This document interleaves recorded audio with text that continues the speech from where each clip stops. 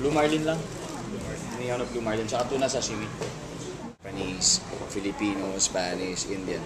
Bawat isa dyan, may paborito ko eh. So, walang isang nagsa-stand out. Ay, hindi, merong isang nagsa-stand out, pero pwede ko isa-isayin yan. Sabihin man natin sa Japanese, siguro ang restaurant na... Can I name restaurants? Yeah, of course, yeah. Tsukiji. Okay. Sa mga paborito ko sa Japanese. Talaga? Which one? Sa may Pasay Road. The Pasay Road? Pasay Road. Okay lang. Sa may Pasay Road. Tapos sa Japanese, yun eh. Oh, masarap nga yan. Oo, lalo na yung kanilang Kobe steak.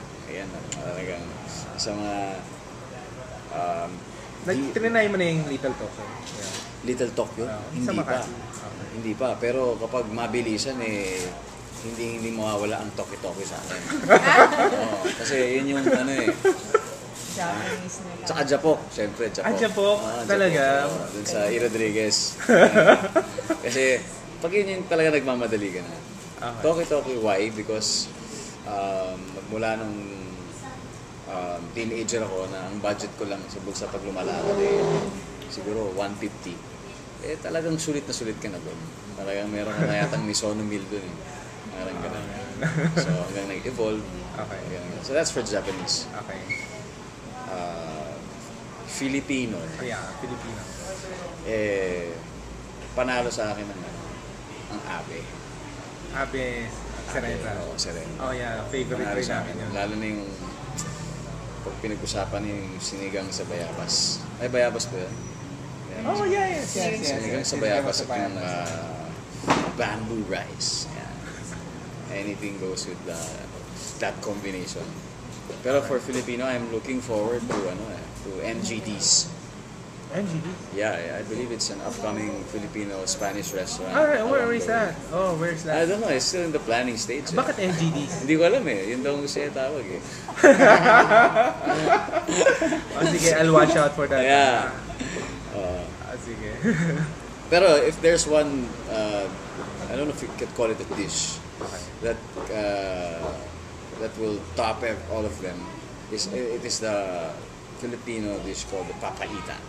Pinapaita. Yun yung any time of the day kaya ko kainin. Kahit every day for the rest of my life. Bakit? Is it something from childhood? Well, siguro may kinalaman din ng culture doon. Brainwashing kumbaga. Because when I was a kid, usually sumasama ako sa airpods ko when he has sessions with his friends and brothers. So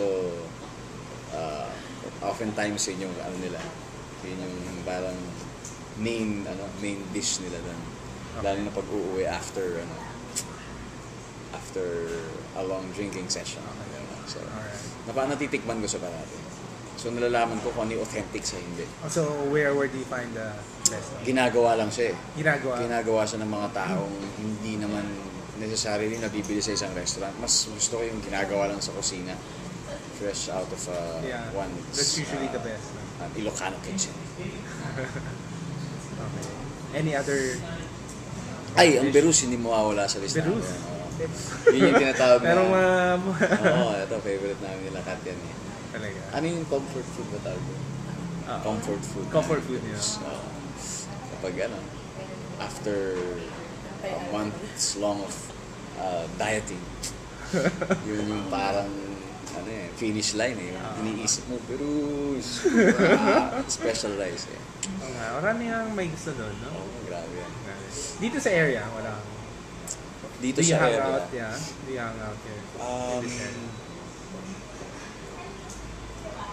Well, in fairness to Center Stage, it really has good food aside from its reasonable price and the KTV and its very new equipment.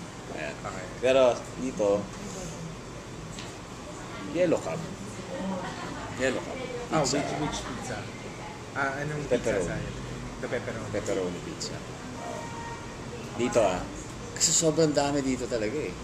Yeah. Sobrang dami, parang pulong-pulong na eh. Isa pa pala. Bagoong Club. Oh, yes. Of course. Bagong Club. Yun talaga nire-recommend ko sa mga hindi tiga QC. Kasi di ba yung, ano bang okay sa QC? Alam mo naman, nakikita rin nila sa lahat din, sa mall siguro, most of the restaurants that are here. So, yun ang nire-recommend ko sa Bagong Club. Okay. Good? Yeah. Nagluluto ka ba? Or Hindi ako ano eh. Hindi naman laro-laro. Oo. Kasi pag nagda-diet ako, I cook my own food. okay. So, more or less, ay natututunan ko paano tumimpla, paano magluto. And do base you sa follow a sarili certain mong lasa. diet ba? Do you follow a certain diet? Oh, Ngayon, oo. Pero, most of the time, hindi. Okay. Oo. Tapos, pagdating naman sa ano, Ano ba yan? San Marino Mahilig kasi- diet ba yan? Ha? San Marino diet? ngayon, nasa pinakoking bago, may San Marino kung ba. Meron. Kasi ginagawa ko, pag nagda-diet ako, hinahati ko sa isang linggo. Monday, nagtutuna ako. Tuesday, giniling. Wednesday, chicken. Tapos Thursday, balik akong tuna. Puro protein yan. Mahilig din ako sa steak. Pag Sunday, cheat day ko, nagsisteak ako. Dun sa Gustavos naman sa ano, Partner Palangkas ka rin din. ba doon? Saan? Saan? Partner. Okay lang, pakilabas na lang. Ah, really? Okay. Nakakain lang namin kahapon. Kailan? We just had our anniversary Yesterday. lunch. Okay Kagabi? Lunch. Lunch? Are you a partner din? Yeah. Tadaan! Ah. Bukas ko to. Talaga. Ready to eat. Favorite yan. Talagang kasama. Kasama yan. Kasi kaon-kaon ang binibigay sa amin. Okay. Ang dami yan. So, ano story ng Gustavos? Yeah, or because we just ate there. Ang Di ba bago lang siya? They bagong-bago just lang opened. siya. Hindi And pa then nga- Chef hindi pa. David was there. Hindi pa nga siya hindi pa siya nalo-launch ng isang grand launch. Well, hindi. Kahapon, 11. Magka-press kahapon. Hindi, nagkaroon ng parang mini press con kahapon, pagkakalam ko. Siguro morning. Lunchtime siya. Oo. Lunchtime. Si Ricky, was Ricky Lawyer when you were eating? Di wala, lunch kami. Nandun yata yung ang na-meet I just namin saw si the- Gayoso. Ano Si pa? Mike Gayoso. Si Mike, yeah. Yeah. So Mike yun, was ang story behind that is we have a partner who brings in the best USDA prime. Really? Ah. Sino? One of Can them. you say? one of Okay. them. Yeah, one of Secret. them. Okay. So yun, Is it the one that brings in kay Alberts then? Oh, iba. pareho. Ah.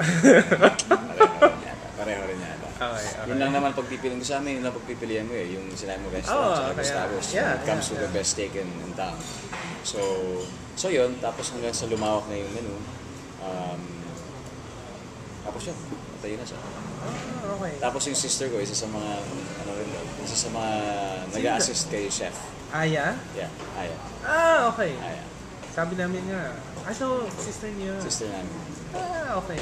in Kasi fact- tinignan namin sino yung nasa kitchen eh. So, yung dalawang mukhang foreigner. Oo. Sabi si David lang pala. Si David, tsaka si Aya. Si Aya. Ngayon, yung okay. most of the menu doon, siguro nung wala pa si David, si Aya ang gumawa. Kasi bago menu na yan eh. Tapos siguro improved na siya, tsaka na-retain siguro 50% of it. So, nung wala pa si David, si Aya ang gumawa ng menu. Galing ah. Oh, that's Yeah. good. Okay. Saya lang because yung partners parang different sectors covered. Yeah, iba-iba Like nasa si James Yap is with us, Frederick Go, Kuyutos of PJ Carson doon. So, iba-iba. Pero hindi yun yung F word. They're not the No. F word. The different partners. F word, the only one that was retained from F word is Don Monteverde. Siya lang. Yeah. Okay. Galing ah. Okay, sige. Magtatanong ako ng